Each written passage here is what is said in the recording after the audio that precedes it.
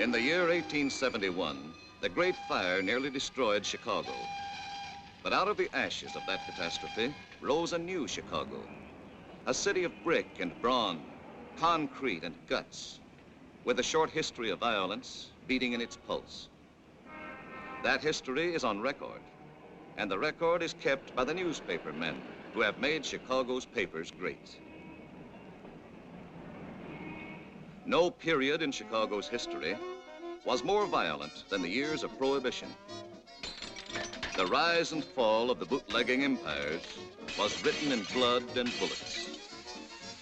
In 1932, there were 365 murders committed in Chicago, one for each day of the year. 8 policemen were shot down in the line of duty. One of the most ruthless of these murders occurred on December 9th, 1932, on South Ashland Avenue, in a place operated by a woman named Wanda Skutnik. Wanda Skutnik's store in the Polish district was the front for a speakeasy.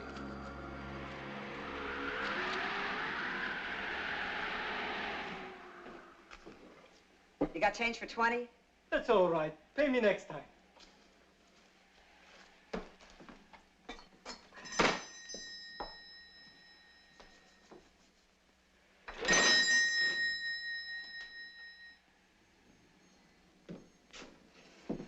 Wanda, you're looking at a guy that's coming down with a cold.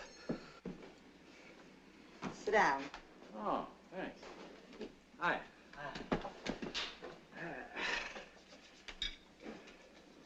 For a cold, this is good. Thanks, Wanda.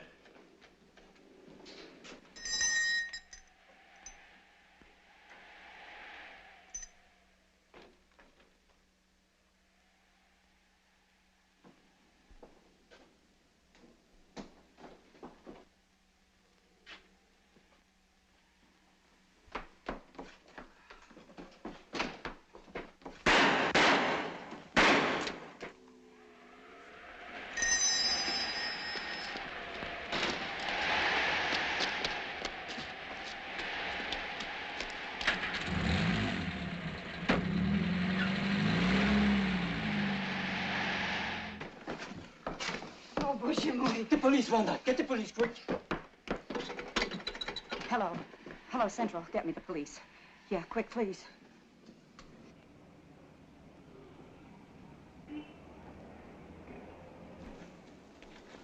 This cornered, frightened bootlegger gave information that pointed suspicion towards a man named Tomek Zaleska.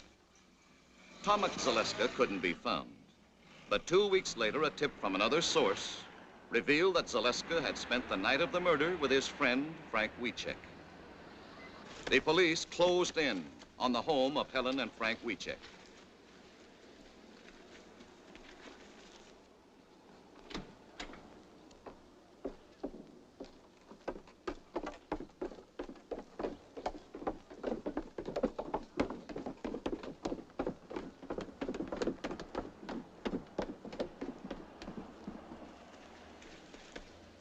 Helen and Frank were taken into custody for questioning.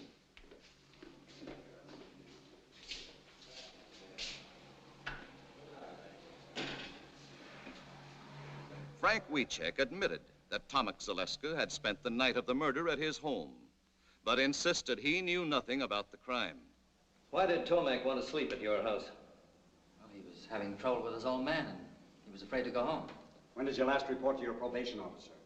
Last Friday. You're sure it wasn't Thursday? No, I know it was Friday, because that was the day my wife told me she was going to have a baby. You went to the probation officer on Thursday, not Friday. There's your report card. You're confused, son. Try to be a little more accurate. Where were you at 3:30 on December 9th? I was with my wife. I remember because I was helping her shell walnuts for a cake she was making. You were wrong about the day you saw the probation officer. Maybe you're wrong about being at home shelling walnuts for your wife on December 9th. I know I made a mistake about the probation officer, but I know I'm right about the other thing. This statement was signed by your wife an hour ago. My husband was home with me on the 9th of December. I remember this because he was helping me pit dates for a cake. You sure it was walnuts?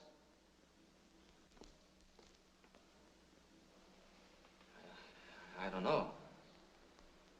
I'm sure she must be mistaken.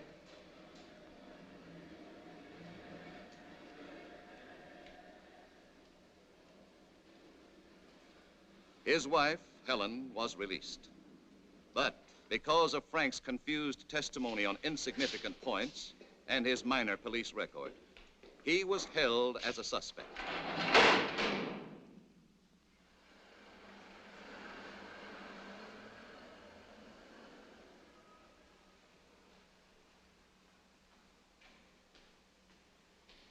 Eventually, after hiding out for 6 weeks, Tomek Zaleska, protesting his innocence, surrendered to the police.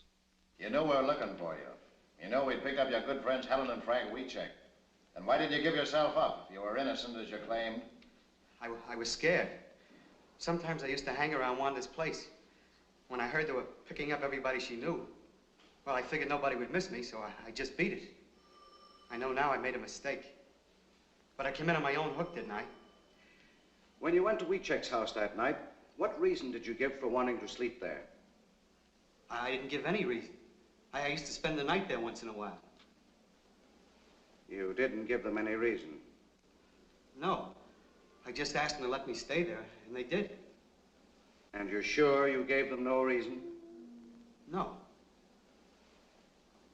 After identification by an eyewitness, Frank Wiecek and Tomek Zaleska were indicted for the murder of Officer Bundy and swiftly brought to trial. I will ask you, Mrs. Skutnik, if you see in this courtroom the two men that murdered policeman John Bundy. Yes, sir. Him and him. Had you ever seen either of these men prior to the time of the shooting? Oh, sure. Tomek used to come around my place all the time. The other fella I never saw before. And the first time you saw Frank Wiecek was on the day of the murder? Yes, sir. And the next time you saw him was the day you picked him out of the police lineup? Yes, sir. Thank you, Your Honor. The people rest. Both men received a sentence of 99 years to be served in Stateville Penitentiary. This happened in November 1933. Frank and Tomek went to prison. The case was forgotten for 11 years.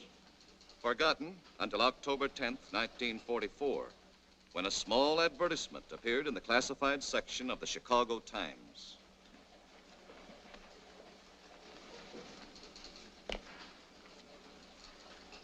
Boy! Yes, sir? Give me the file on John W. Bundy. Cop killed in 32. All right. And get McNeal. Yes, sir.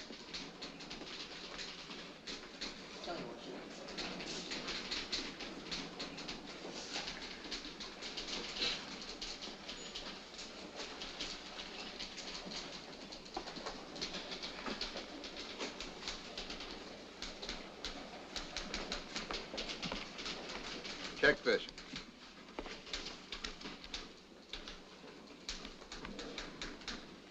What do you make of it?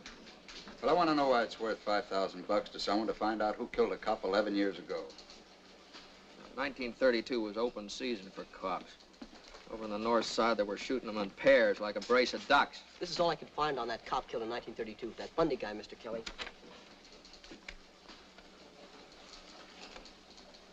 Oh, you see what I mean? He didn't rate much. Well, it wouldn't hurt to check it. You might get your name in the paper. This is sucker bait. Every grifter and mooch in town will be after that $5 grand. They'll frame their brothers to get it. And maybe this is a frame. There's a lot of angles to this thing. You see what I mean? Just takes you longer to catch on, that's all. I'm just thinking about it.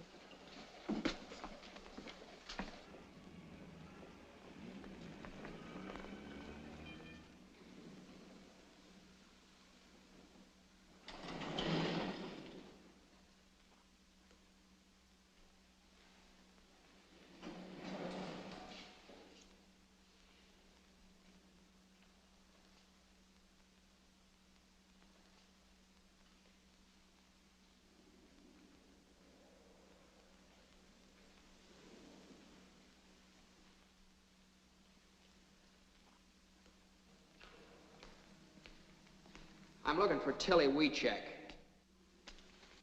What you want? I called Northside 777. They said I'd find her here. I'm Tillie.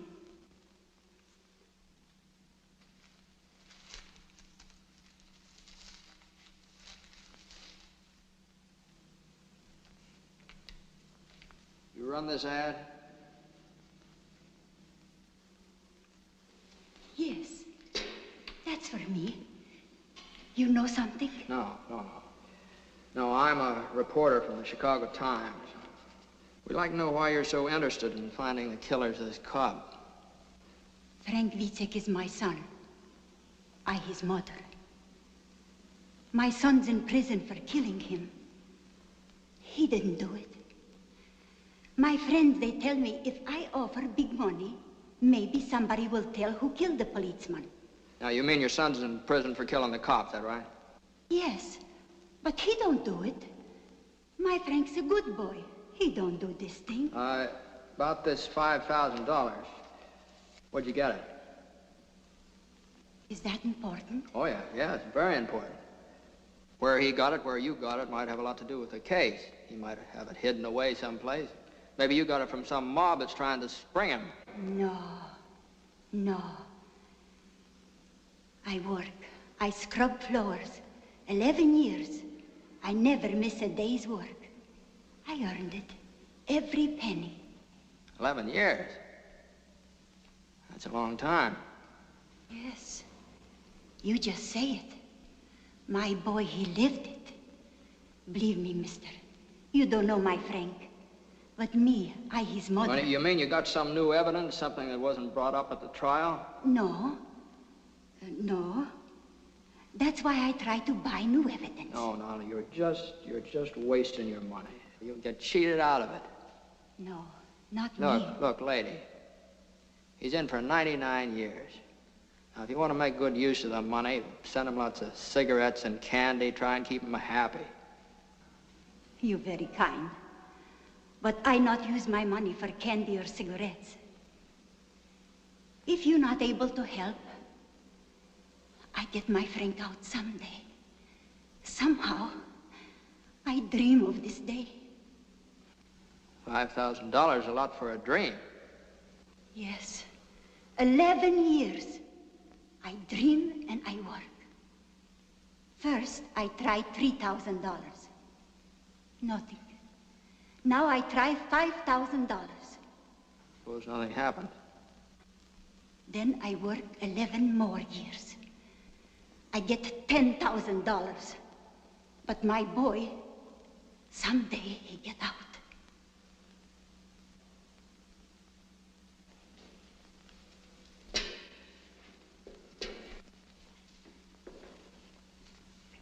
I gotta hand it to you, Mrs. Wiecek. You got a lot of courage. You help me? I'm afraid I couldn't do that. I'm only a reporter. I just write the story. Now, good luck to you.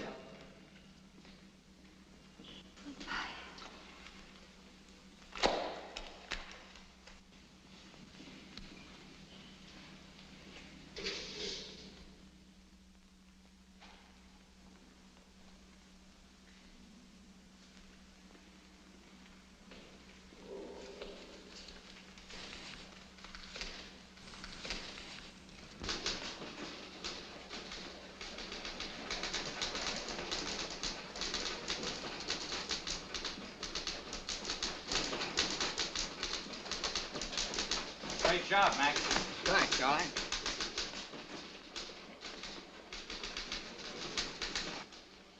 Mac.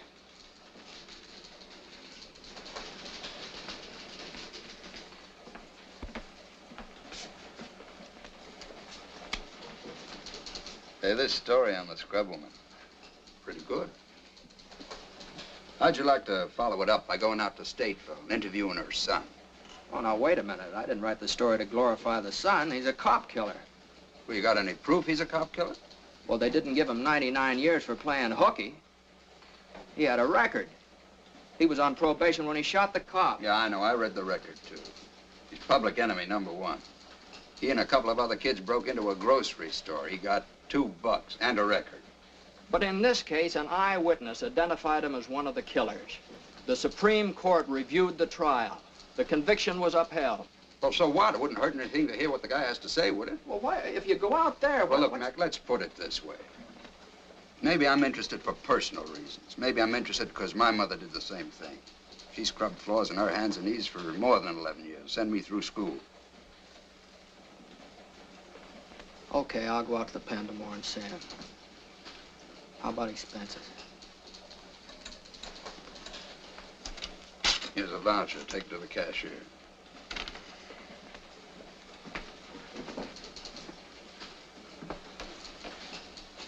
Kelly, I happen to know that your mother had a small annuity. She never scrubbed a floor in her life. You never got past the 5th grade. But I figure if you pull such a corny gag as this, you must want me to go pretty bad, so I'm going. But I want you to know that you didn't get away with it.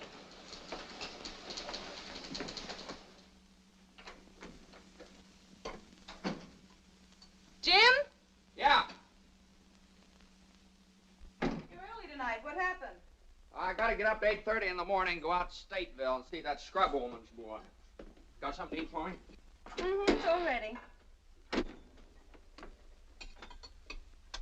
Hey. Hi. Hi.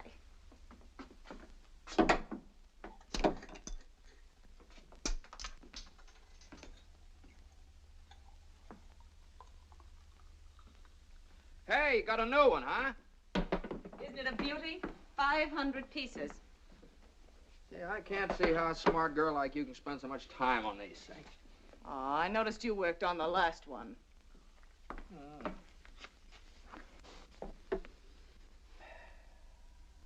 know, that was a marvelous yarn you wrote about that Polish woman. Had a lot of feeling. What a magnificent thing that old lady did. Yeah, everybody's touched. Especially Kelly. I was, too. Makes you feel warm. Well, I hit it pretty hard. But don't start believing it. I read the files on the case. That kid killed the cop. He got what was coming to him. Now, I need a branch of a tree right in there. See one around? Oh, that sky. That sky. I wasn't thinking about the boy. I was thinking about his mother. I hammer out a sob story and everybody's blubbering all over me. You know what it is? It catches your imagination. Nobody knows whether she's right or not, but she's worked so hard, she's had such faith that... Well, I want her to be right. Honey, I love you. Well, wouldn't you scrub floors for me if I shot old Kelly in the head? Oh, I don't know. You don't. You don't. Jim. Oh, here's one. Here's one. Looks like it. Jim. Look, I'm going out to see him tomorrow. Well, you women are suckers for sentimentality, aren't you? I guess that's how I got you. All I had to do was dangle an orange blossom in front of you. Oh, it took a little more than that, Mr. McNeal. It did. Hmm. Mm-hmm.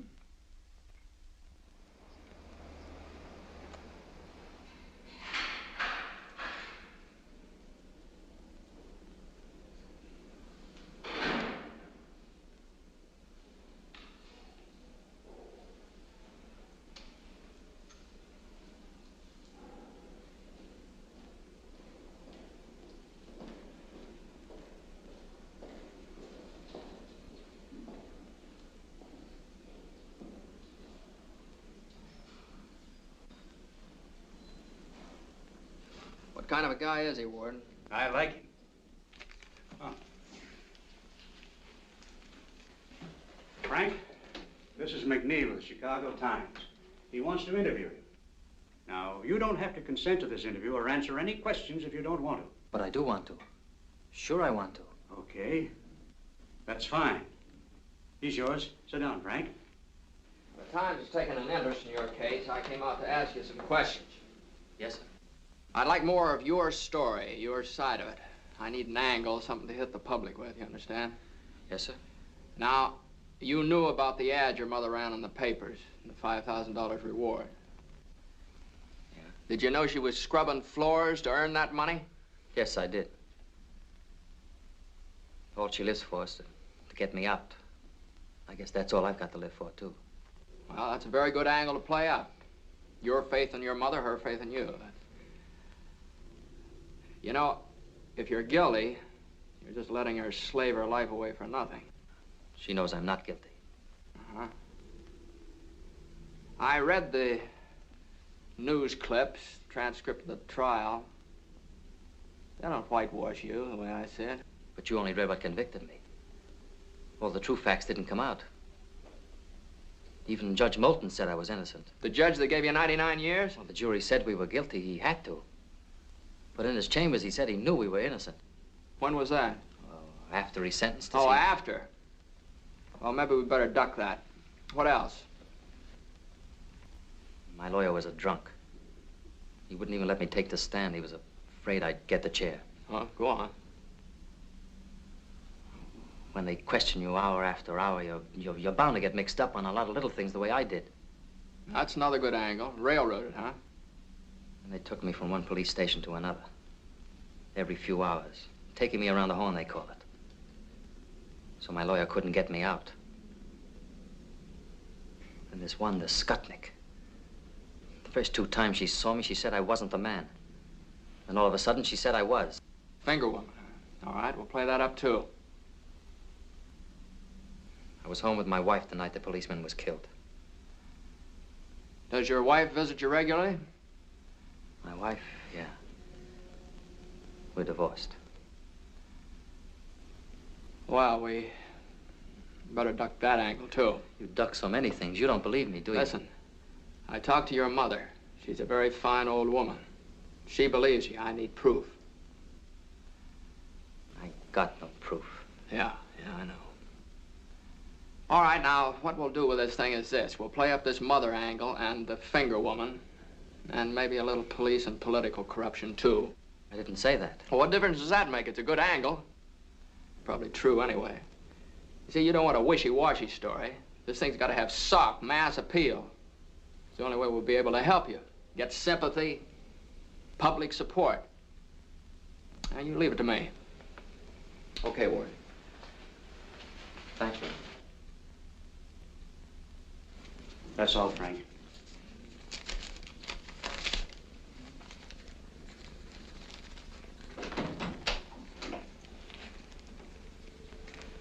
Are there any guilty men out here? Not if you hear them tell it. Sure make a hard pitch, don't they? 99 years is a long time. Maybe he'd been better off if he got the chair.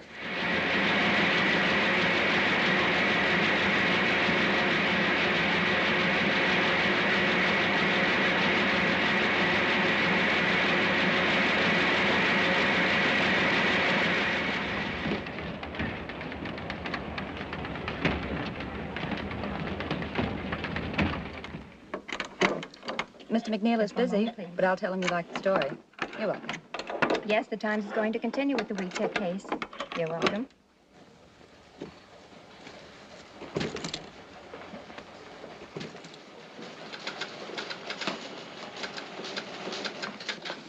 Yeah.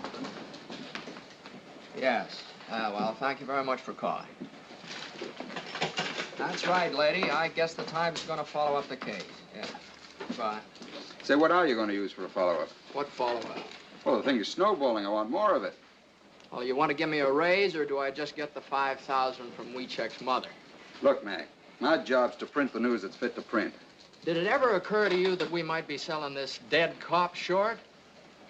Maybe he had a mother that scrubbed floors, too.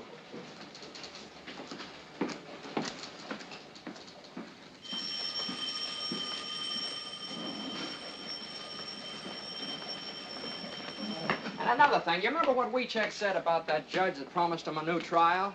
Well, the judge died 3 weeks after the case was closed. He's been dead for 11 years. Now, Wiecek's a pretty smart cookie, you know. He gives me a lead and knows I can't check up on it. Well, why don't you take a different lead?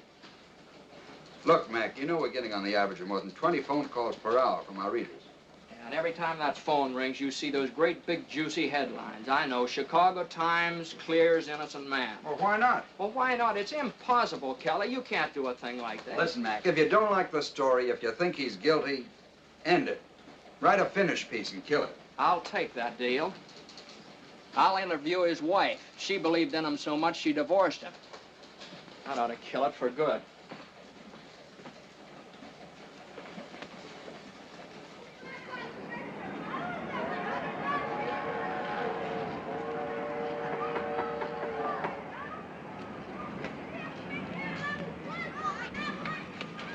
I'm looking for Helen Reiska. Yes? I'm McNeal of the Times. I'm doing a series on the Wiecek case. Oh, yes, I read them. Please come in. This way, please. Oh, excuse me. Just a minute. I got your address from your former mother-in-law, Tillie Wiecek. I haven't seen her since the divorce. I guess she doesn't feel very kindly towards me. Will you sit down, please? Do you think there's a chance that Frank will get free? Do you want him to? Sure, I want him to. Would you be waiting for him? No. No, I wouldn't. I'm married again. Oh.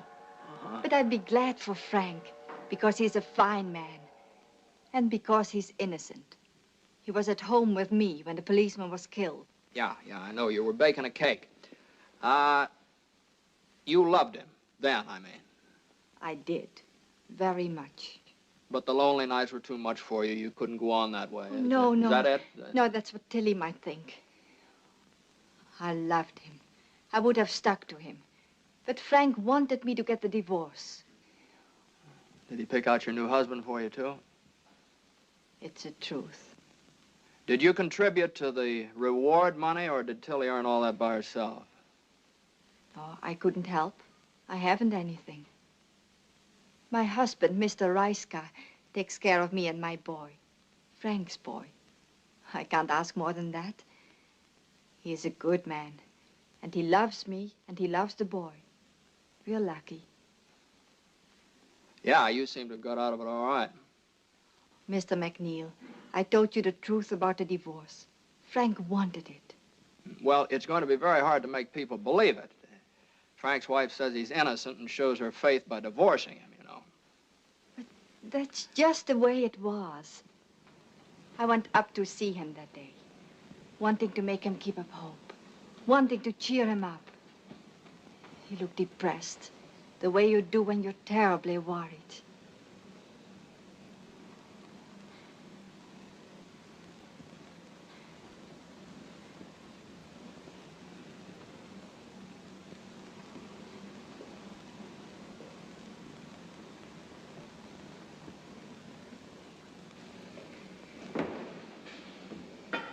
How have you been? Fine. How have you been? Fine. How's Ma? Fine. And the boy? How's the boy? Oh, he is fine. Always fine. Everything's fine. We have nothing to say anymore. Oh, Frank, darling, please. I know. So many things you don't say. You don't want to talk about the outside because I'm in here. You don't want to remind me. But I remind myself. I think of lots of things. Ellen, tell me, how's the boy doing in school? He's doing very well, Frank. But what about the other boys? Kids can hurt him bad. They're only kids, Frank. Yeah. They do not know what they're saying. I know. Son of a jailbird. Cop killer's son. Oh, it's nothing, Frank. I was thinking about moving to a new neighborhood anyway. He'll go to a new school. Oh, it's no good. A new school is no good, Helen. A new name. That would be good. Frank. I'm just like dead, Helen. In 30 years, maybe I can get a parole, if I'm lucky. 30 years. Helen, You've got to divorce me, Helen. You can't mean that, Frank. Yes. Love's not for us anymore, Helen. It's finished. Now we must think of the boy. Only the boy. My boy must live for me. But I couldn't do it, Frank. I just couldn't.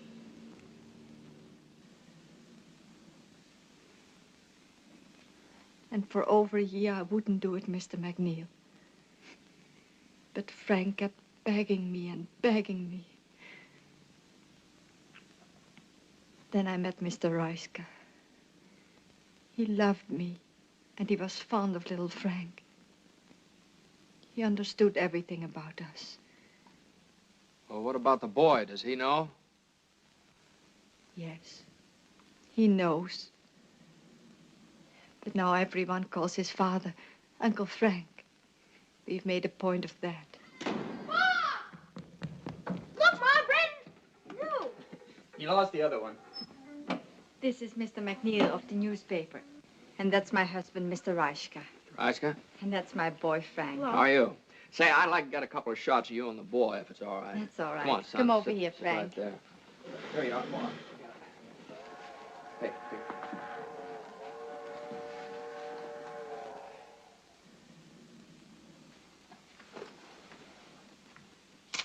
Mr. Reiska, you mind if I ask you a couple questions? Certainly not. Were you in Chicago in December 1932? Yes, why? Did you know Helen then? What do you mean, asking such a question? Any objections to answering? No objections. He's got to ask everything, dear. I know that.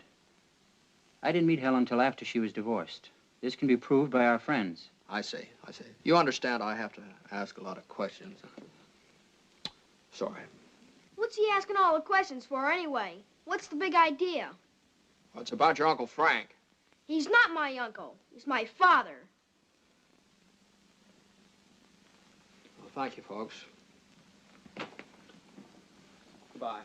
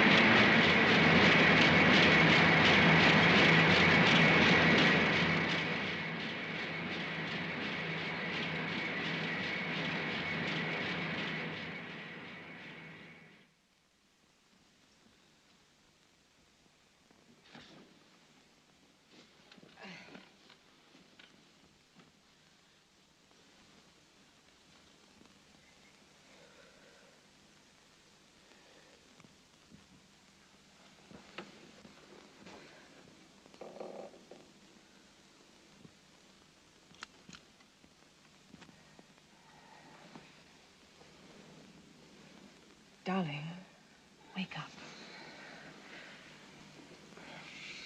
What's the matter? Huh? Hungry? Want a nice sandwich? No. You've been gnashing your teeth and making an awful noise. I've never known you to be like this, Jim.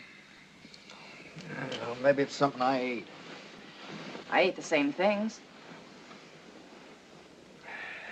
Well, maybe it's something I wrote down.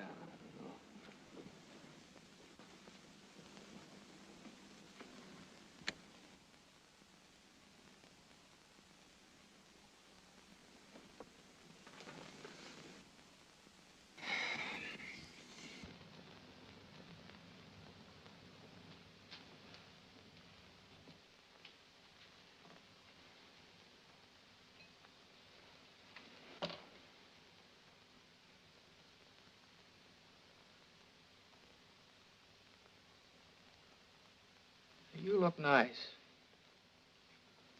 Will you marry me? I did. Oh, yeah, that's fine. Thanks. You're welcome. Just remember I'm here. Well, come on over here. Maybe we can work this out together. What's the matter? Won't the pieces fit together? Some of them, but they make the wrong picture. Pieces never make the wrong picture. Maybe you're looking at them from the wrong angle. Sometimes it's mighty hard to figure. Why don't you let go? You want him to be innocent. You want him to be free. Admit it. Oh, maybe you're right. Maybe I do want him to be free. But that doesn't make me believe he's innocent. If you want to believe, that's enough. Believe it.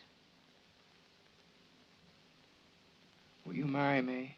Oh, that's right, you did. Will you fix me that sandwich there? Hey.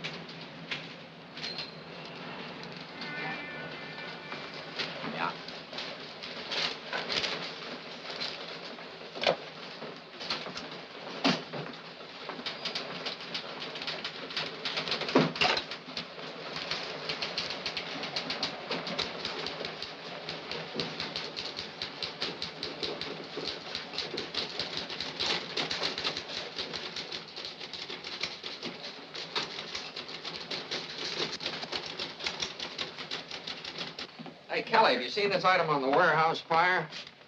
Might be a firebug, arson ring. You think there's anything to it? There might be. I'll follow it up. Is that an assignment? Sure. Oh, Mac, I know there's nothing more to the Wiecek case. It's all washed up. But before you tackle this warehouse yarn, the warden called me this morning. Wiecek wants to see you again. Well, for what? I don't know. Maybe he wants to confess. Well, I was just up there. Don't I get time off for good behavior? Wiecek's been up there for 11 years, Mac. That Cobb's been buried longer than that.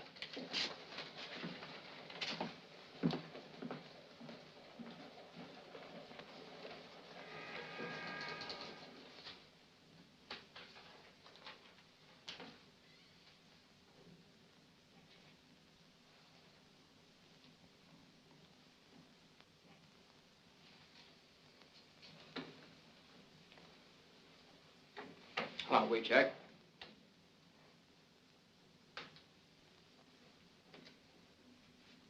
Mr. McNeal, I sent for you to tell you that I don't want you to write anymore about me or my family. I've read what you've written. I've seen the pictures of my mother, my wife, and my boy. We poured our hearts out to you, unashamed. Well, you wanted help, didn't you? That's the only way you can get people interested in the case. Nobody's going to read a little two-line ad like your mother ran in the paper. 500,000 people have been following this story. Now, somebody might know the killers and get in touch with us. I don't want that kind of help. I'll stay here 1,000 years. But you must not write anymore about my wife and my mother and my boy. My mother is doing this for me, not to sell your papers. Oh, now, wait a minute. I made my wife divorce me, so my boy has a new name. Now you put his picture in the paper. You spoiled everything for him. I don't know. I thought I was doing a good job. No. This is writing without heart, without truth. Before I thought maybe some crook lawyer would try to get the $5,000 from my mother. But this I never figured. Yes, I say it. I'll stay here. I'll stay here 1,000 years. But never write anymore about my family. Leave them alone. Leave alone my wife and my boy.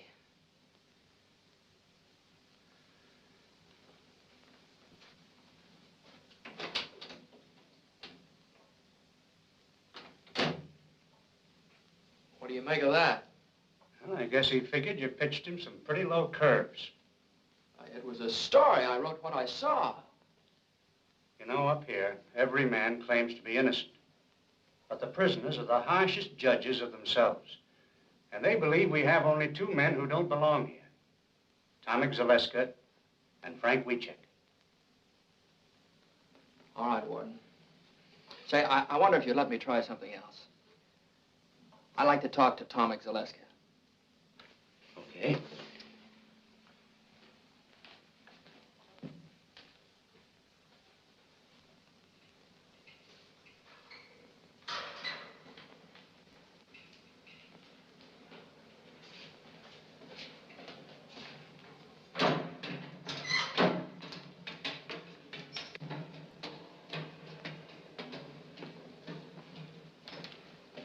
I'd like to talk to Zaleska. Yes, sir.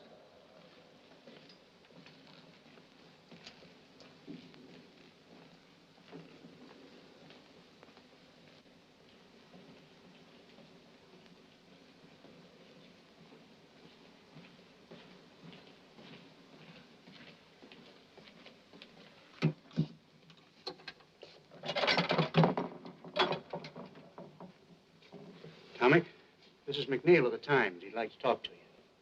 Yes? Warden, would it be stretching the rules too much if I talked to him alone? No. No, go right ahead. Thank you. Are you familiar with the work the Times is doing for Wiecek? Yes, sir. Now, look, Tomek, we want to clear up this Bundy case one way or the other. We don't think Frank was in it with you. Now, if you confess and name the man that was really with you that night, the Times will do everything in its power to get you a parole for turning state's evidence. The chances are you'll be out of this place in a few years. What have you got to lose? You're in for a life now. Come on, tell us the truth.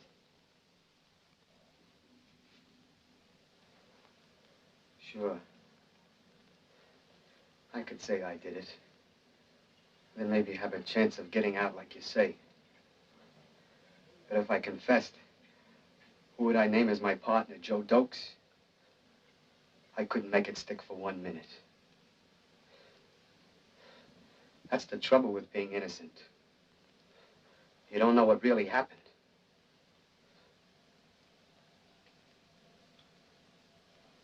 I didn't do it. Me and Frank had nothing to do with it.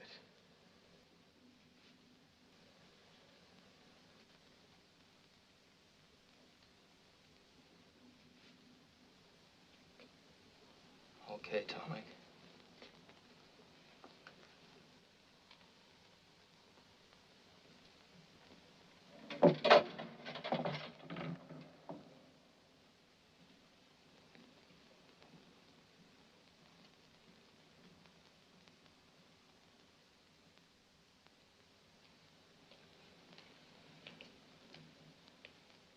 Well? You must run a nice jail. This guy doesn't want to get out either. And I'm gonna get this out of my system if I never write another line. Warden, do you think Wiecek could talk to me again? Yeah. Yeah, I imagine he would. I'll take you over to the hospital. He works there.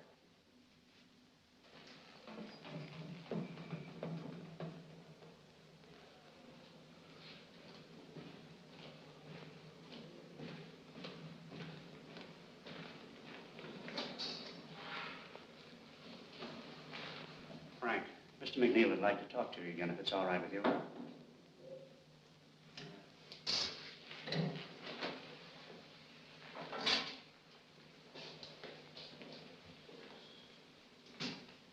Look, Frank, I've decided to go on with this case.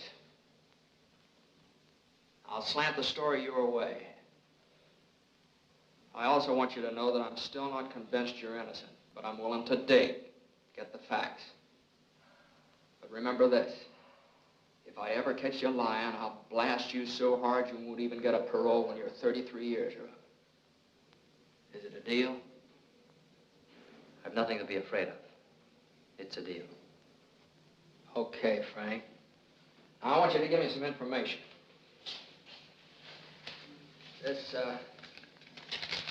This judge you told me about, you know, the one that died. Were there any witnesses when he told you he'd try and get you a new trial? Yeah, there was a bailiff. Uh-huh. What was his name? I don't know. Well, I'll find out. What was the name of your lawyer? His name was Underwood. Underwood. Where does he practice? He's disbarred now. That's great. A disbarred lawyer and a dead judge. All right, what else? There's Wanda Skutnik. It was she alone who put me where I am. She identified me, but the other two witnesses, Gruska and the mailman, said no. Then there was the police captain. He was the one who got Skutnik to say I was the man. He stood right alongside of her when she picked me out. She was afraid of him. What was his name? I never found out. He wasn't at the trial. Well, where can I find the Skutnik dame? I don't know. That's nice material. It's all I got, but it's the truth. Would you be willing to take a lie detector test? Mr. McNeal, for 11 years, I've been waiting for a chance to get at that box. You know what you're up against? If it turns out bad, you're cooked. If it turns out good, it's only Leonard Keeler's professional opinion. Doesn't count legally. I'll take the test. Okay, I'll fix it up for you.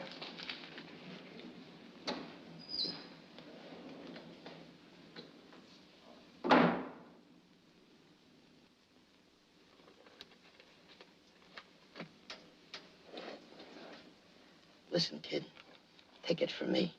Keep away from Keeler and that lie detector. I'm not afraid of it. That's what I said. Why, I had the cops, the state's attorney, even my own lawyer believing in me. I was a cinch. Then they talked me into going up against that box. What happened? What do you mean, what happened? I'm doing life, ain't I?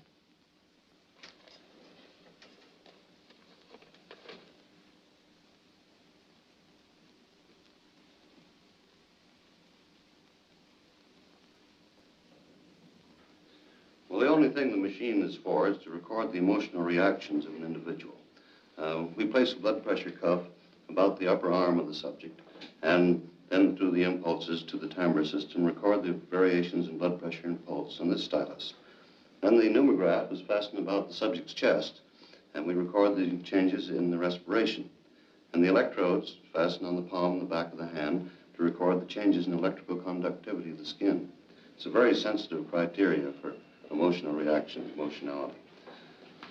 Oh. Mr. Keeler's all ready for you, Frank. Sit down, Frank. Just take it easy and relax. I'll do the best I can, Mr. Keeler.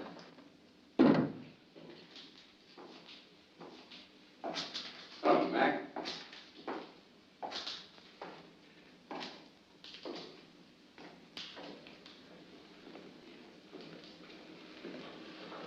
What are you doing here? I was driving out to Decatur to see my brother and thought I'd stop by. I'd never seen a lie test before.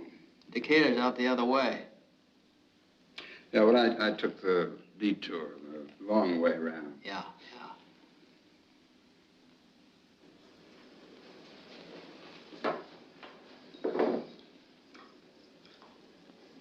These are a pair of electrodes. I clip them to the palm on the back of your hand to pick up the electrical changes in the nervous system. I'm going to try an experimental test now. I want you to take one of these cards, look at it, remember the card that you chose, and then place it back in the group. I'm going to ask you one card at a time, and I want you to say no to each card that I ask, including the chosen card. You understand? Yes, sir. Now just face forward. Don't watch the machine. And sit as quietly as you can.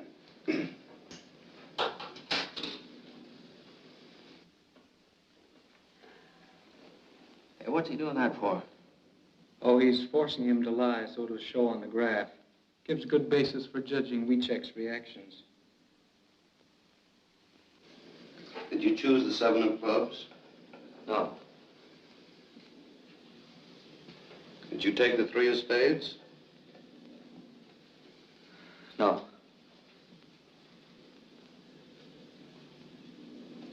Did you take the Queen of Hearts? No.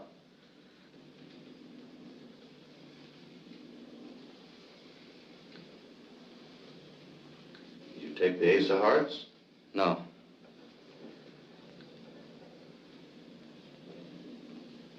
Did you take the five of diamonds? No.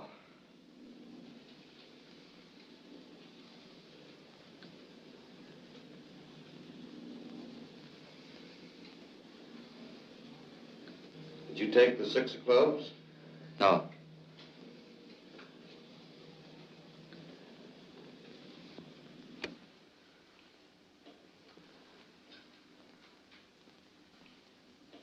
You took the five of diamonds, Frank. Did you? Yes, sir. Now I have a prepared list of questions I'll ask you. I want you to answer all of these questions now by yes or no. And if you have anything to explain, do that after I ask you all the questions. Just turn around and face forward.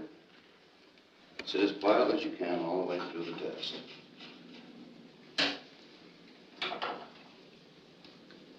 And don't forget, just yes or no all the way through.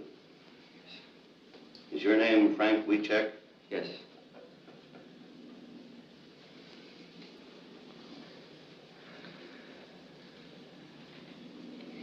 Did you have breakfast this morning? Yes.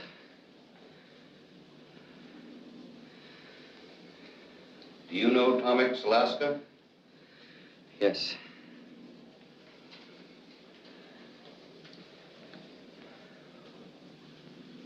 You're 6 feet tall, aren't you? 5'9". Just a minute now, Frank. Just yes or no, all the way through. I'm sorry, sir. And sit quietly. Yes. I'll have to begin again now. I'll just ask you some of these questions. I'm sorry. Is your name Frank Wiecek? Yes.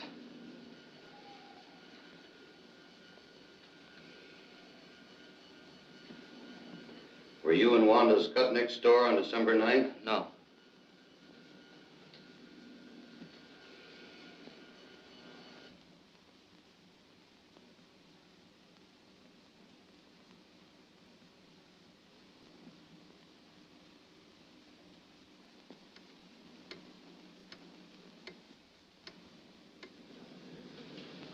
Were you home at the time of the robbery?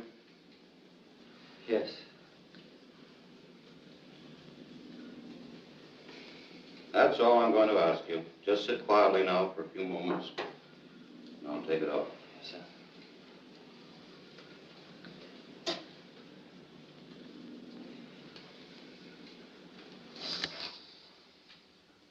Well, we're all through, Frank.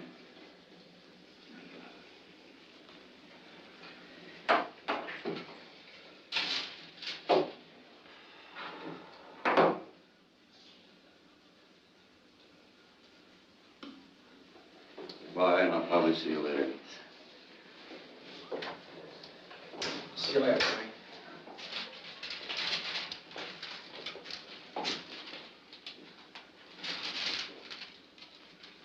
What's the verdict? Well, there's the record.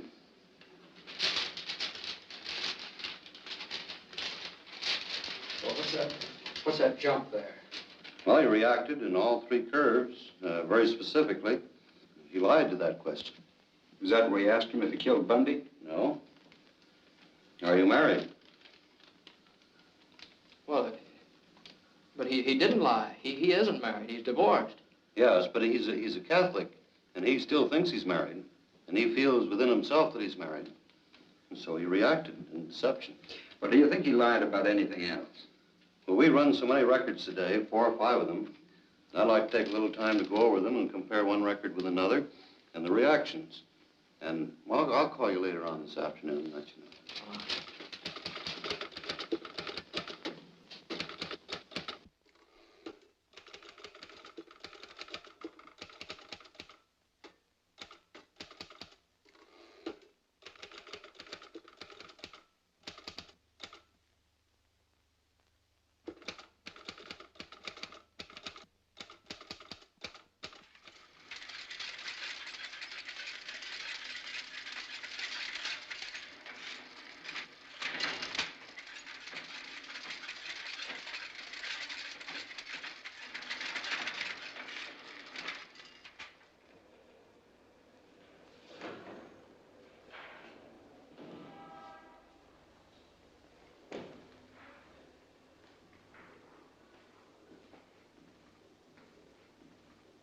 Hiya, McNeal. What can I do for you? Say, Larson, I'd like to check on the date of arrest of a fellow by the name of Frank Wiecek.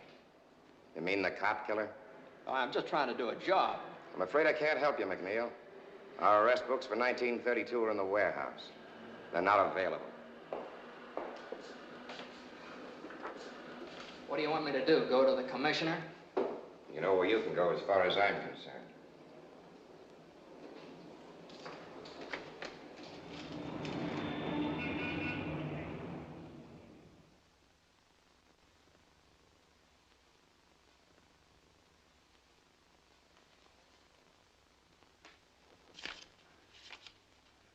Here it is. Booked for murder December 23rd.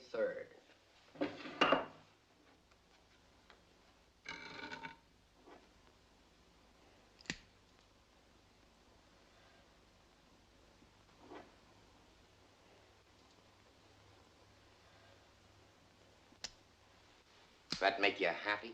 One of the things I was looking for. He was booked on the 23rd. Now, if I could just find out whether he was arrested before then. What difference would that make? Well, if he was arrested before the 23rd, it'd prove that this Skutnik dame could have seen him a couple of times before she identified him.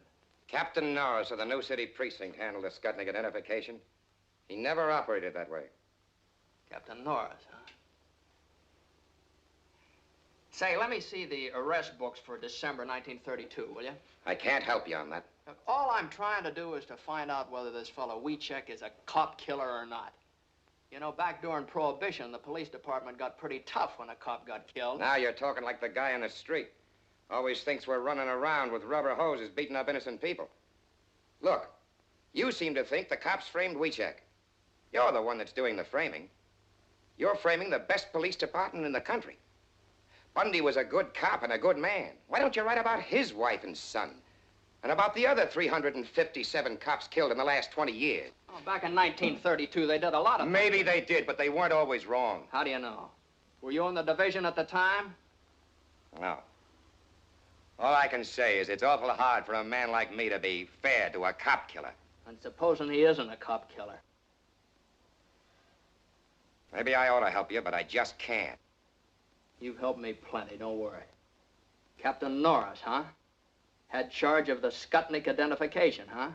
Well, it looks like he's sort of mixed up in this himself. Maybe I better go over and talk to him.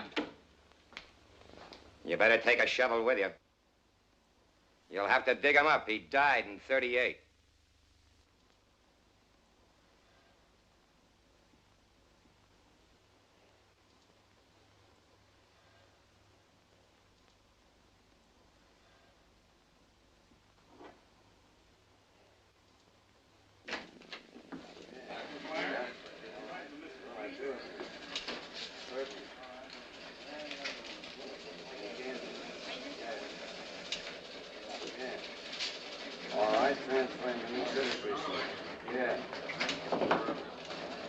Hi, Mac.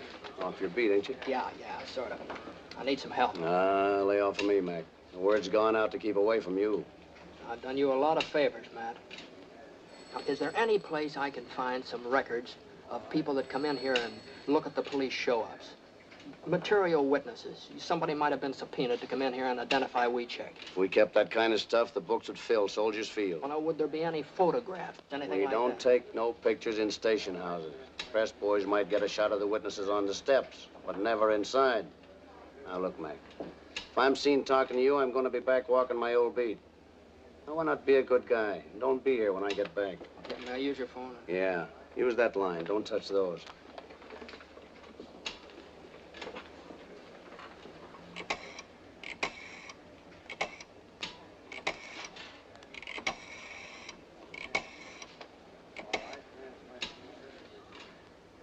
This is McNeal. Give me Kelly. Say, check through our files and see if any of our boys took pictures of the Wiecek arrest in 1932. Get someone to check the Tribune and the rest of the papers. Now, listen, Kelly. A photographer takes maybe 10 shots, prints one of them. I want to see the other 9. Now, listen. The Herald Examiner, they were still in business then, weren't they? Now, this is just their kind of picture. I'll check on that myself.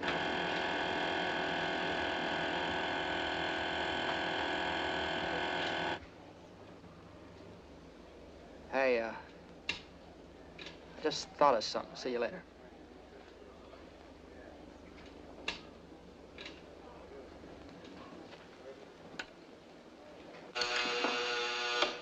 Your city precinct. This is McNeal over at headquarters. You got the book on the Wiecek arrest, 1932? Yeah, but we've been told to pull it out of the files. I'll drop over and see it. Okay, we're right over. Right.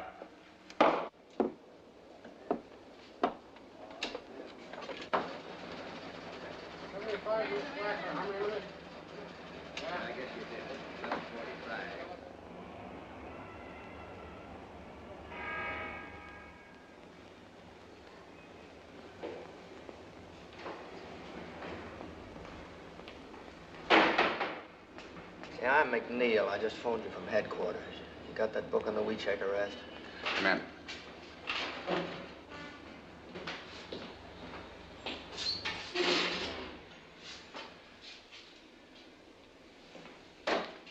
Thanks.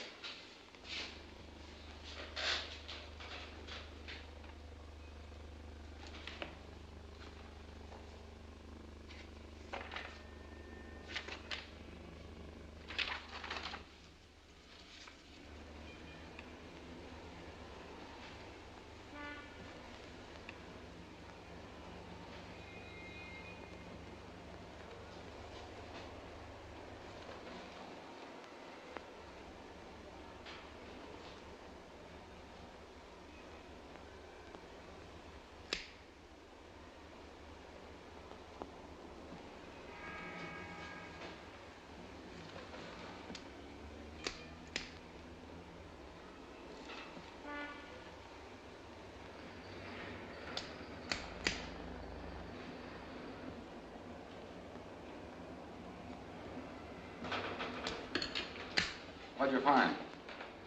Wiecek was arrested in the morning of the 22nd. He wasn't booked until the afternoon of the 23rd. Norris took his time, didn't he?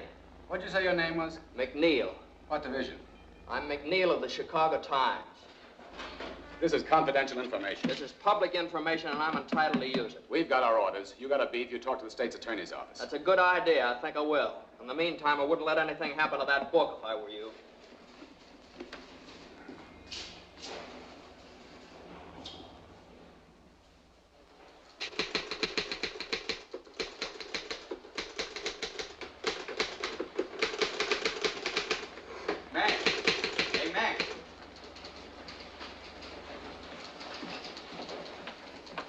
This is hitting him pretty hard, isn't it? I haven't even started on him yet. I think this whole thing stinks. Kelly speaking. Yeah. Yes, sir. Right away. That's the boss. He wants us both. Let's go. Let's go.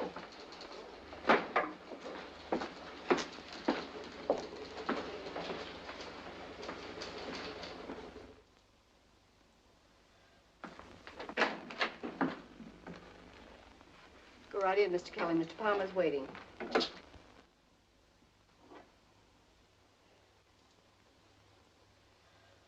Mr. Kelly, Mr. McNeal, I believe you know the commissioner. Oh, Mr. Faxon from the state's attorney's office.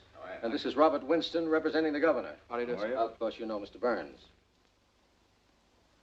Mr. Kelly, these gentlemen object to our handling of the Wiecek story. Mr. Kelly, we feel that the Times, through you and Mr. McNeal, is slinging mud on one of the finest police departments in the United States. And specifically, we object to your efforts to arouse sympathy for a man who killed a police officer. We'd just like to point out, gentlemen, that Frank Wiecek was convicted by a jury. His case was reviewed by the Supreme Court, and the conviction was upheld. All these legal authorities believed in Frank Wiecek's guilt. Well, a long time ago, a lot of people believed the world was flat. At this late date, do you wish to impugn the integrity of the jury and the court?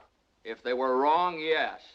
Back in 1932, a steady stream of convictions made good publicity. Remember? Frank Wiecek was found guilty, and he belongs where he is. Were you in the state's attorney's office in 1932? Why, yes, I was, but I didn't have anything to do with the Wiecek case. I have no axe to grind, Mr. McNeal.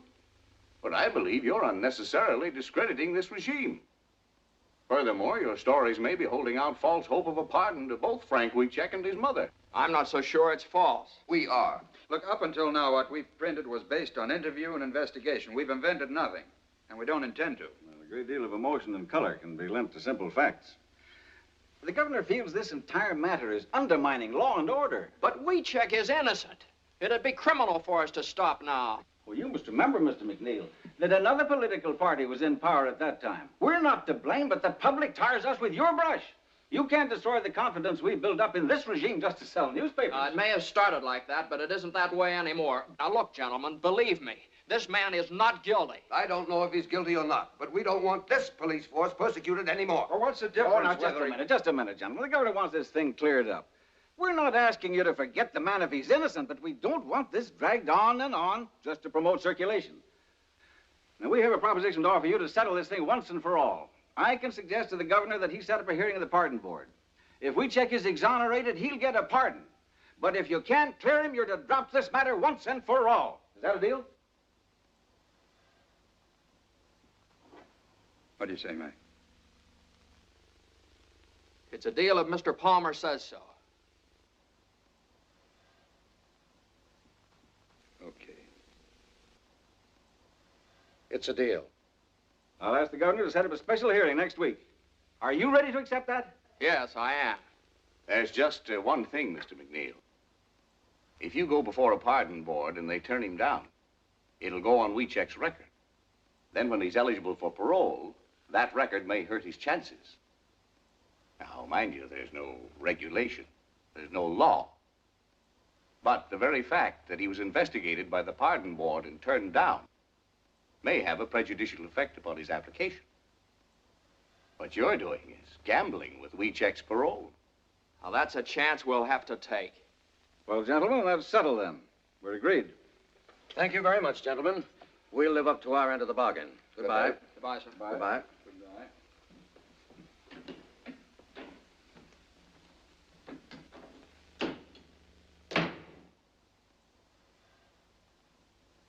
Well, you two seem to be satisfied, but Mr. Burns doesn't seem to be. I'm not. As your attorney, I think you've made a bad deal. While I have read the transcript of this case and am familiar with some of the things Mr. McNeal found, I am not at all certain that we have sufficient evidence to obtain a pardon. But you haven't seen all of the evidence yet, Mr. Burns. What, for instance? Well, in the first place, I've talked to the bailiff of the court. He corroborated Frank's statement that the judge promised him a new trial. Well, what basis did the judge have for making that promise? I don't know. If he made it. He made it, all right. Here's an affidavit from the bailiff. That's not proof. It's inconclusive. All right. Forget about that. I have a lie detector test. And Keeler's sworn statement that the fellow is innocent. Inadmissible.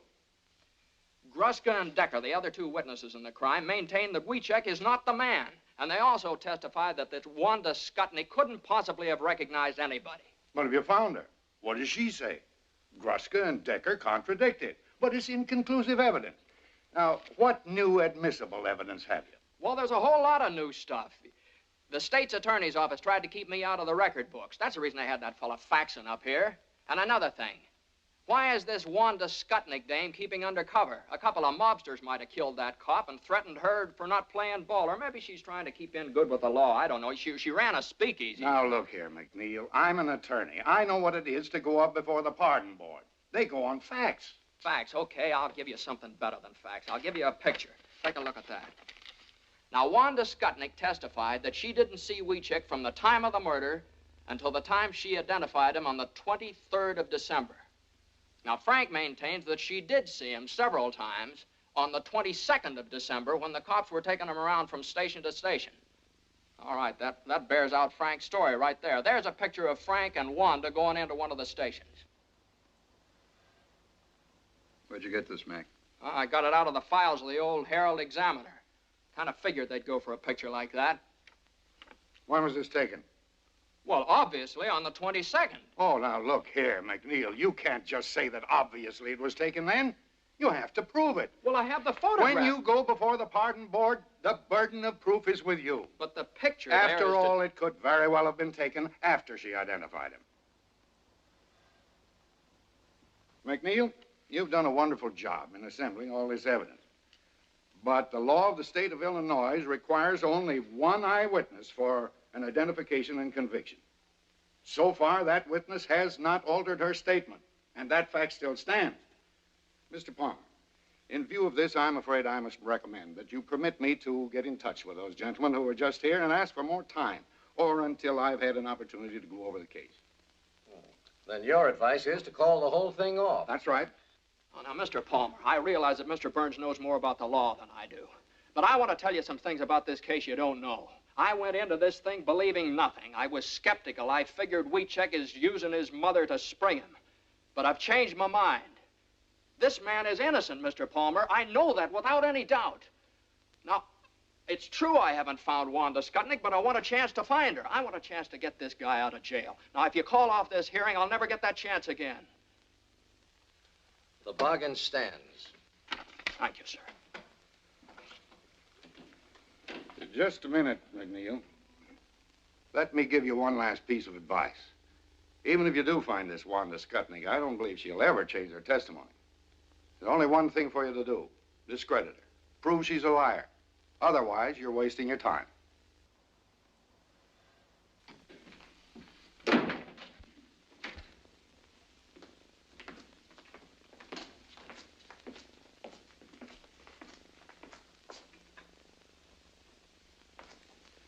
Yeah, that's great. Great speech, Mac.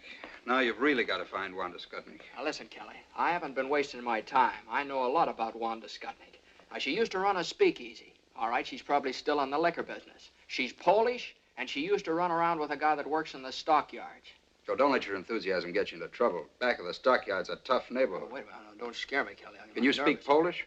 No, I can't speak Polish. But if I have to learn to speak Polish to find her, I'm starting right now.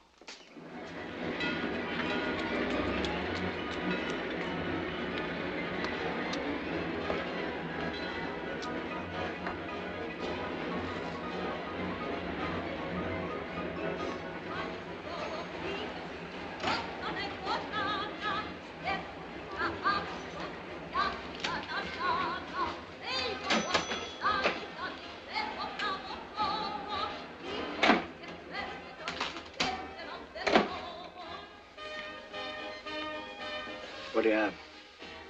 Say, did you ever see that woman before? Her name's Wanda Skutnik. You a copper? No. Her uncle died, left her a little money. I hear she's remarried. Having a hard time finding her. Money, huh? I don't know. I'll see if the boys in the back room know about it. Klopt. Czy któryś słyszał, że kobieta się nazywa Wanda Skutnik? Nie. Było pewnie żonata? I ma nowe nazwisko. Nie. Never heard of her. Fly.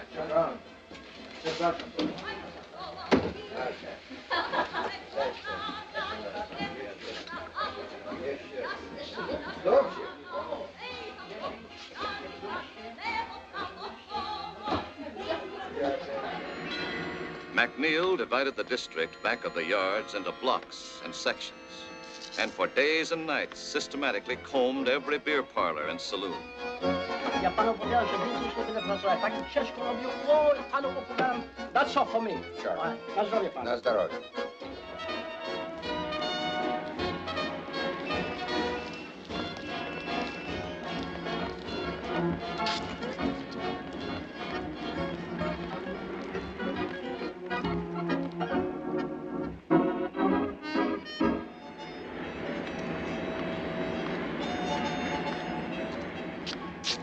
Ja mam 21. Ile ty masz? Ja wszystko wygrałem.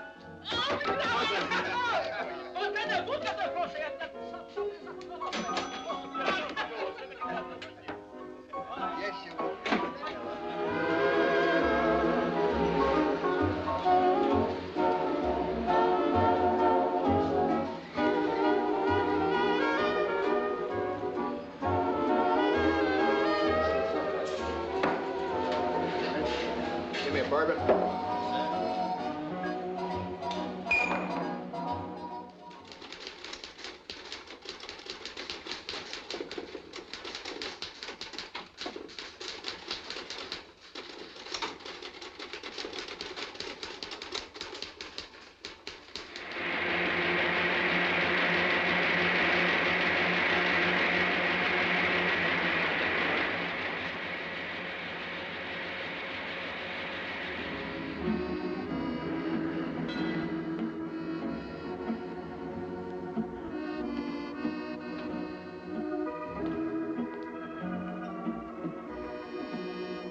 have? Just some rye. will you?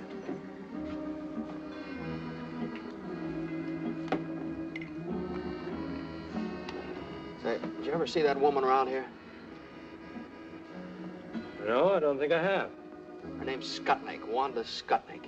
A lot of women come in here, but I don't know them by name.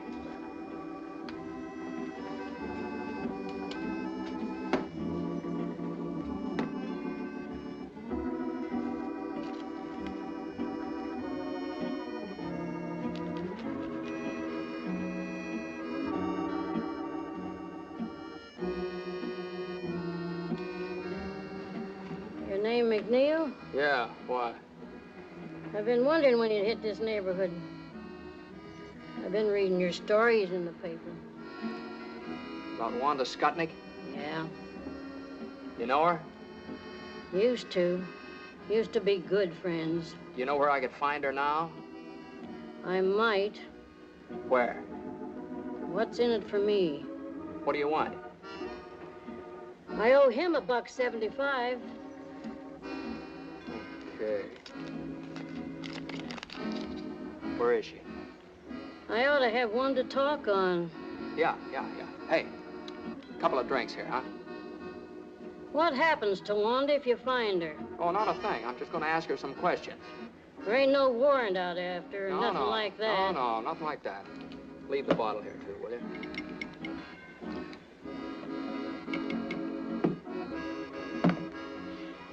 She hadn't ought to thrown them bricks at me. You know North Street? Yeah, sure. You go down there. 725. 725. What's her name now? Siskovich. Wanda Siskovich. But don't tell her I said so. She's got a bad temper. I don't want her throwing no more bricks at me. Won't tell her a word. There you are. Thanks.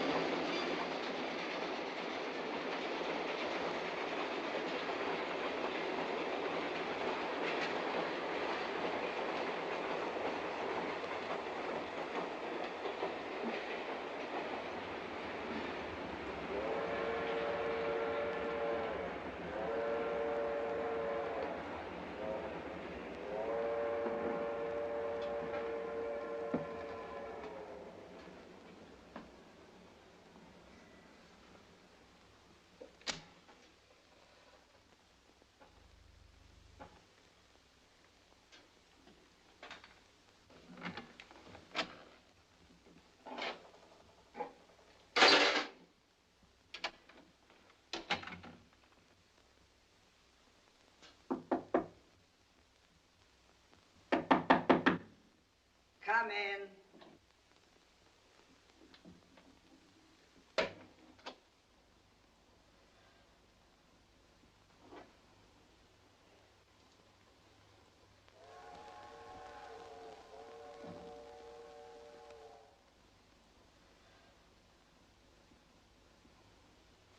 Who are you? I'm from the Times. Get out of here.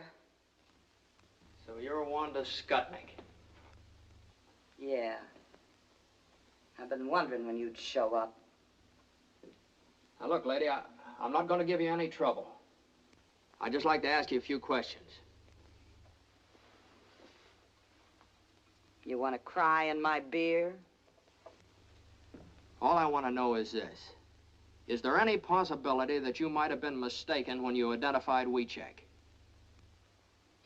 No. Well, if you're so positive, we can prove it. Will you take a lie test? A lie test? You think I'm crazy? Look, will you give me a sworn statement? I did my swearing in court.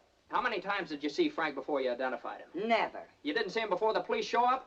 No, only when he killed the cop. Look, I said all I got to say. That's all there is, see? What do you mean that's all there is? There's a lot more than that. This kid's been up in the pen for 11 years. Now, look, I've got to go before the pardon board day after tomorrow. Now, Frank's got a good chance to get off if you help him. I got no reason to help Wiecek, and I got no reason to help you neither. You're the one that wrote them lies about me. I've been thinking of suing you for libel. That's the reason I wrote them. I called you a liar and a bootlegger and a finger woman. I insulted you every way I could think of, and I'm going to keep on doing it, see? Go ahead and sue us for libel. I'd just like to get you up on a witness stand under oath. Yeah, and you still wouldn't get nothing out of me.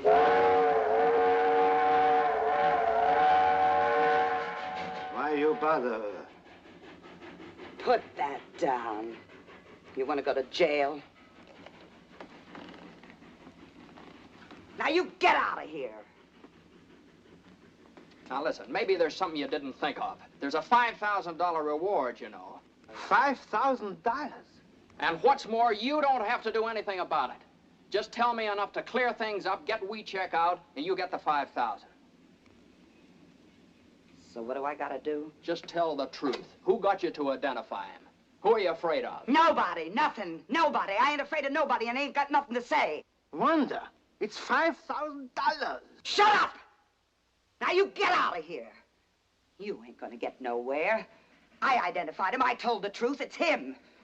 I ain't never gonna change my mind. It's him. Now get out of here. Boris!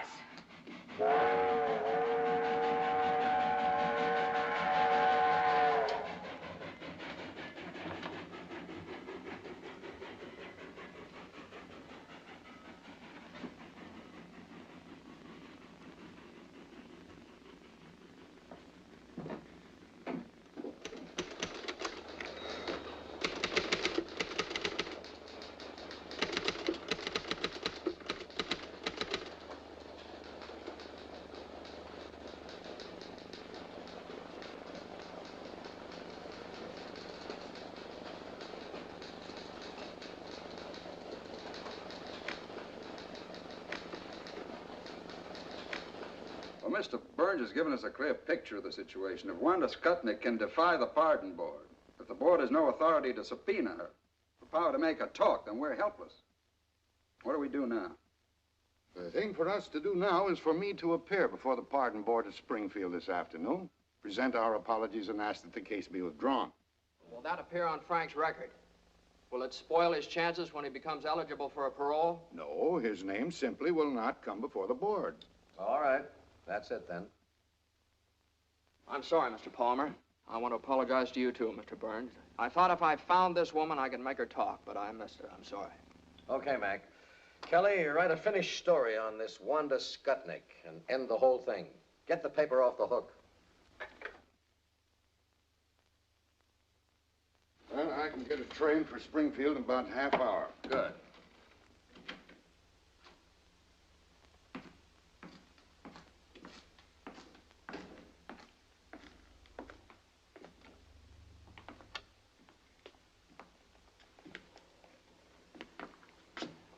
Big day for the Wieceks. Write a finished story. Get the paper off the hook. How do you end it? Well, first you better go out and see Wiecek's mother.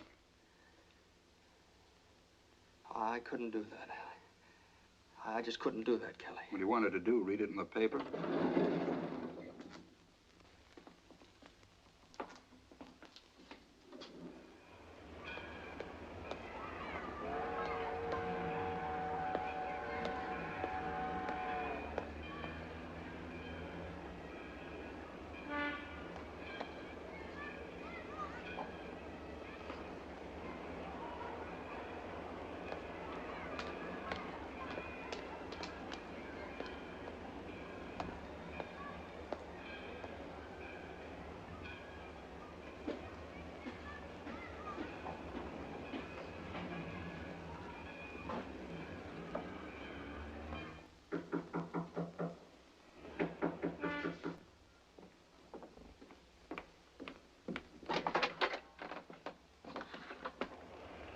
Mr.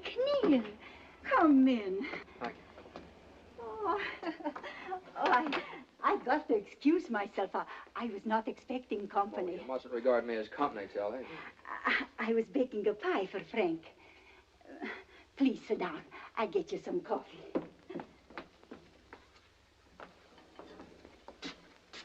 I really can't stay, Tillie. I just came out to talk to you about something. About the pardon board, yes? Oh, I pray for this day. I want to tell you about it. Yeah. Come over and sit down. And now it has come. It is here. Tillie, I must tell you this. Yeah. We're going to call off the hearings. We don't have a chance in the world of getting Frank his pardon. No chance. No. But you work so hard. You do everything. Everything I could. You got lawyers. He tell pardon board. We have the best. But don't you see, Tillie, if we go before the pardon board now, it'll just be hurting Frank's chances for a parole later on. We can't get a thing out of Wanda Skutnik, and without her, we have nothing. I saw her at the trial. She will never tell. Like a rock. She will never tell. But she knows. Yes, she's afraid. She will not talk, never. And without her, we have no evidence. Evidence? They got no evidence when they sent my Frank to prison for 99 years. I got no evidence when I scrub floors every night. Go without supper. Walk to work so I save a nickel for Frank.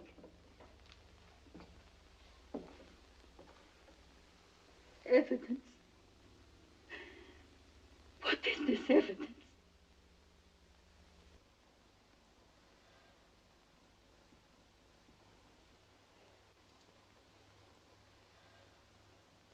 I can't tell you how sorry I am, Tillie.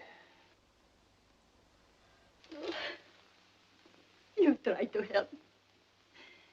You're a good man. But if this thing happened, then we fight some more. We fight more and more. Yes? No, Tillie. We're calling off the hearing. The Times is dropping the case. No. But if you go, I got no friend left. I'm sorry.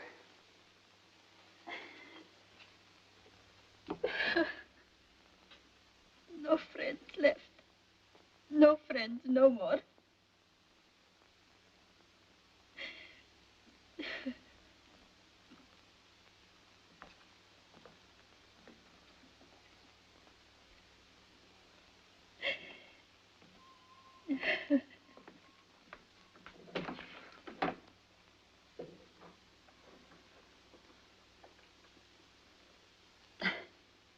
Big fool me.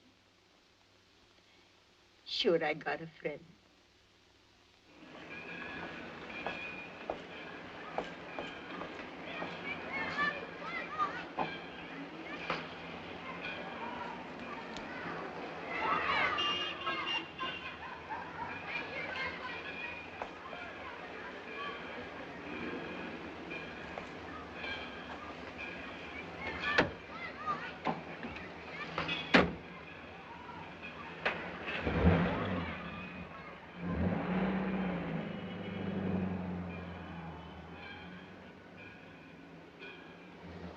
Where to?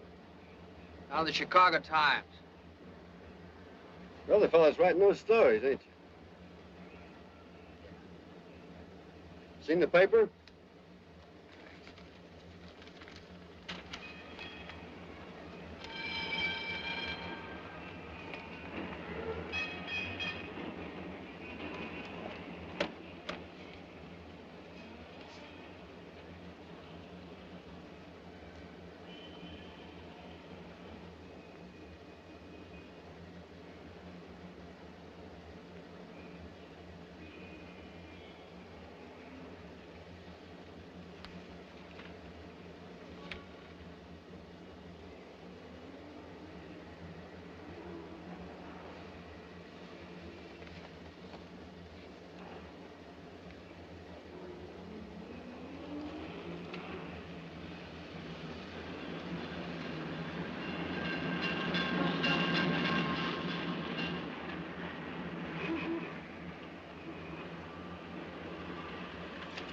Hey, change that, will you? Get me down to police headquarters. Fast you can.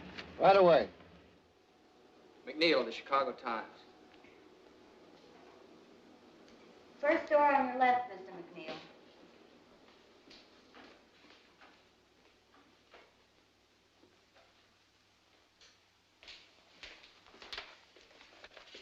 Say, did you make the enlargement of the photograph of this forged check here? Yes, why? I got a picture here. I just wondered, could you blow that section of the picture up right there? Sure. Would all the details come out on it? Well, that depends. You got the negative? No, that's all I got right there. Well, then I'd have to make a dupe. How long would that take?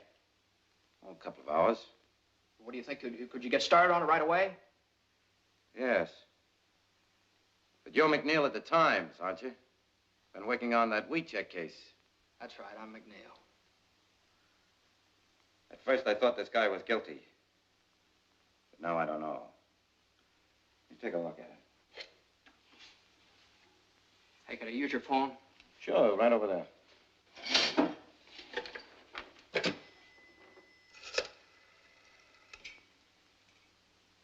I want to put in a person-to-person call to Mr. Martin J. Burns. He's up at the state capitol in Springfield, Illinois. That's right. Yeah.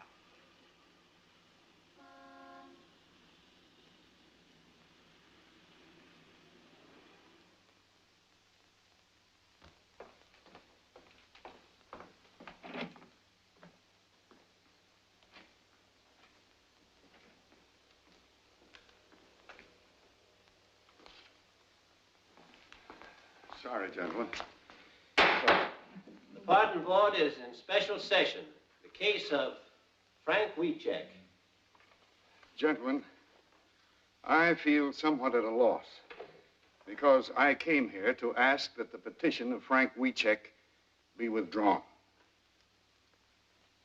However, about an hour ago, I received a telephone call from James McNeal of the Chicago Times, who informs me that he has uncovered the evidence we've been seeking. It is conclusive evidence that supports the petition of Frank Wiecek. You may present the evidence, Mr. Burns. Unfortunately, gentlemen, my telephone conversation with Mr. McNeal was necessarily brief. He's flying down to Springfield. He should be here at any moment. What evidence does he have? I'm afraid I don't know. Mr. Chair. Mr. Faxon. I object. The state's attorney's office has the right to demand orthodox conduct of this hearing. If you have conclusive evidence, present it. Otherwise, we ask that the petition be denied here and now. Mr. Faxon, we certainly intend to follow orthodox procedure in this Board of Pardons.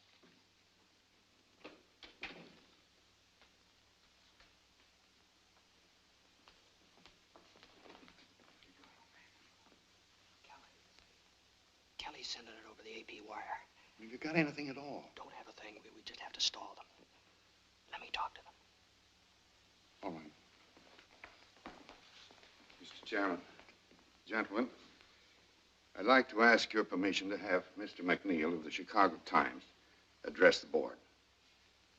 Granted. Thank you, sir. Mr. Chairman, gentlemen, I'd like to apologize for being late, but it was just impossible for me to get here sooner.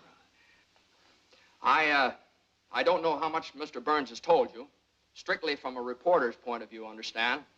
I've assembled what I feel is a very solid case. And of what does this case consist? Well, it consists of such debatable items as a lie detector test. Now, I realize that you're unable to accept that. You want evidence. But sometimes the weight of evidence, just because it's in the record, is heavy enough to crush the truth.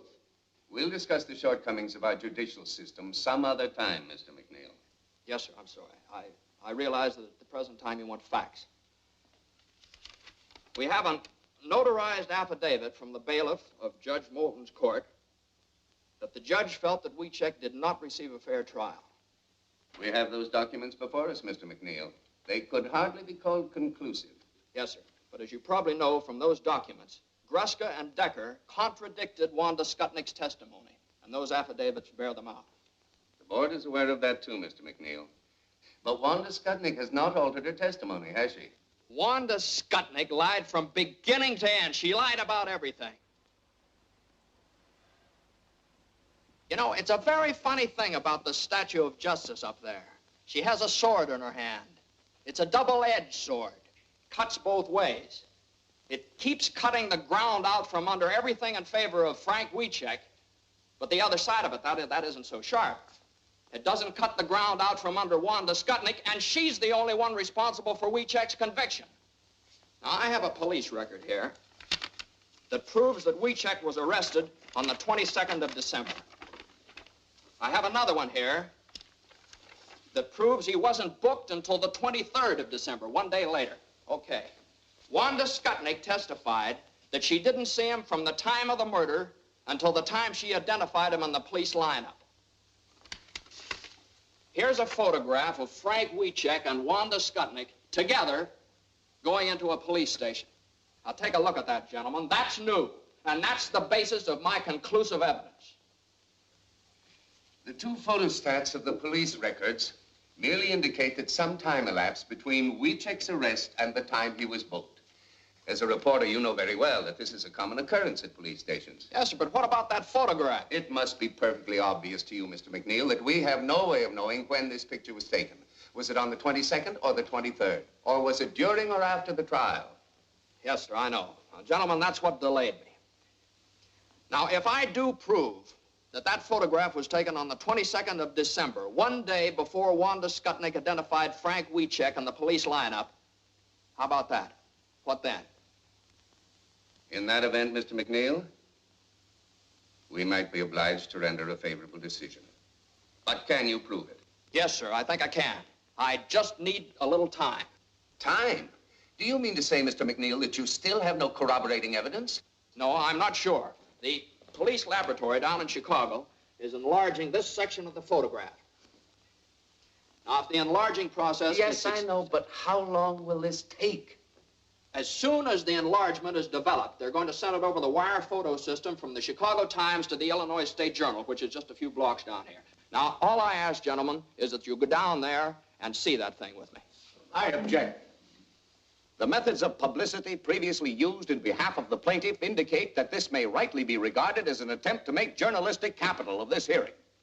Now, I am authorized by the state's attorney's office to state categorically that in the opinion of our office, the facts set forth in Wiecek's behalf do not indicate that he was a victim of a miscarriage of justice. We're here to protect the interests of the people of this state, not to sell newspapers. Mr. Chairman. Gentlemen, the governor ordered this hearing for the purpose of arriving at the truth. If you fail to consider every item of evidence, no matter how improperly presented, you have defeated the very purpose of this hearing. What is your decision, Mr. Chairman? Gentlemen, we'll go. Are you clear to Springfield? Yes, sir, the wire's open. Well, hold it open. I'll have the picture in a minute. Which one's McNeal? Yeah, right here. There are a couple of prints that came in a while ago from Kelly of the Chicago Times. This one's blown up 100 times. This one 140. He said you'd understand. Okay, thanks very much. Excuse me.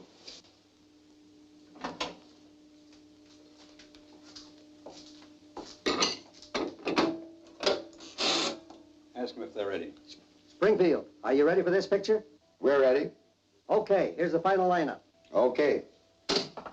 All ready, Mr. McNeal.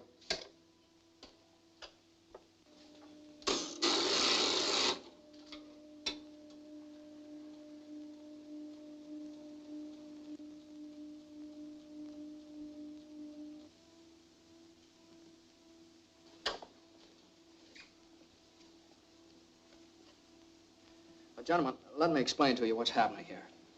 As you remember, this is the picture I showed you before, you know, and this is the area we're working on right here, the newsboard. All right, now this print is that area enlarged 100 times. And this print is that same area enlarged 140 times. Now, the picture coming in now is this area right in here, blown up as big as possible. Well, what do you expect to find in the enlargement? The date on the newspaper held in the newsboy's hand. Is that possible? Frankly, I don't know, sir. It depends on a whole lot of things. The condition of the dupe negative, the density of the print, I've been doing a little praying, too.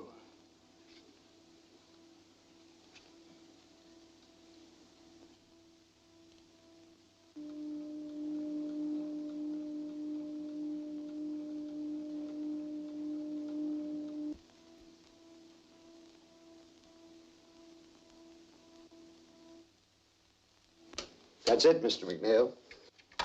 Excuse me, please. How long will this take? Oh, it's a positive print. Shouldn't take long. You can come along with me if you want. This way, Colonel.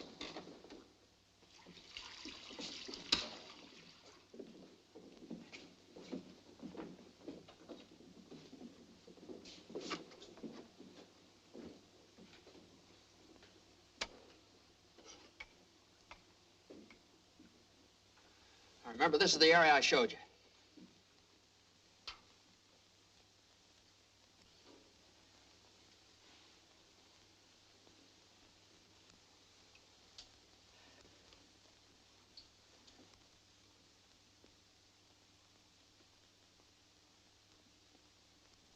There, it's beginning to come through. Now, what's the date? What's the date?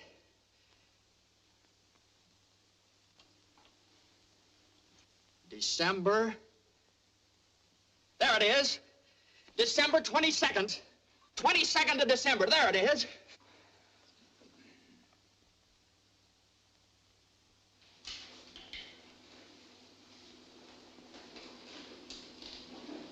Goodbye, boy. Good luck, Frank. Thank you.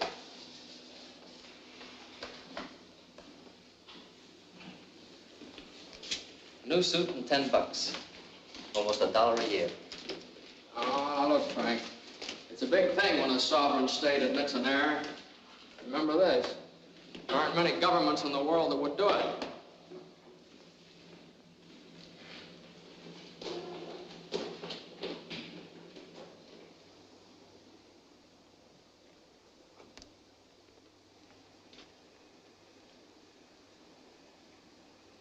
That's my daddy! Daddy!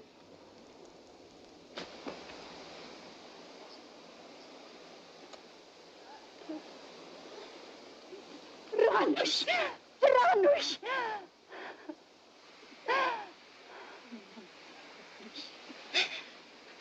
Helen. Frank. Frank, this is... Yeah, I know. I want to thank you for everything you've done for Helen and the boy. And I want you to know you can have the boy with you whenever you want him, and for as long as you like. Thanks.